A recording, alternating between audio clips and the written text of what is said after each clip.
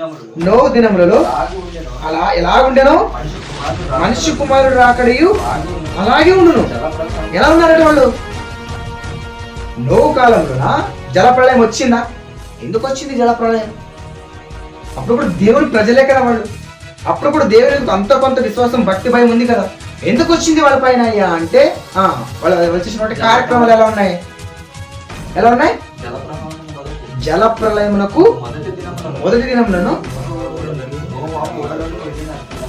దినం వరకు ఎలా ఉన్నారట? చూడండి, బాగా ఆలోచించండి.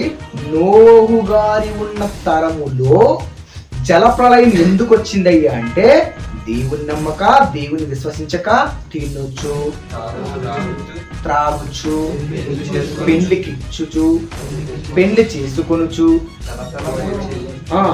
జలప్రళయం వచ్చి అందరిని కొట్టుకొని పోవు వరకు ఎరగకపోయేది.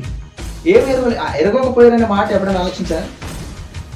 నోహు గారు సంవత్సరాల పాటు సువార్త ప్రకటన చేసి ఏమని, ఇదిగో ఈ లోకాన్ని దేవుడు నాశనం చేయబోతున్నాడు కనుక మీరందరూ విశ్వసించి రక్షణని ఓడలోనికి రండి పిలిచాడా లేదా?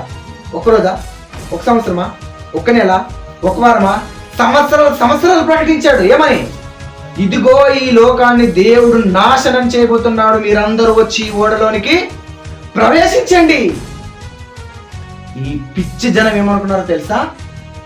ఎక్కడో సముద్రం ఉంటే ఈ పిచ్చోడు ఎక్కడో ఓడను కడుతున్నాడు, ఈ పిచ్చోడికి పిచ్చెక్కిందని నవ్వుకుంటూ హేళన చేస్తూ తింటూ త్రాగు పెండ్లి చేసుకొని పెండ్లకి ఎవరు వాళ్ళు బిజీ.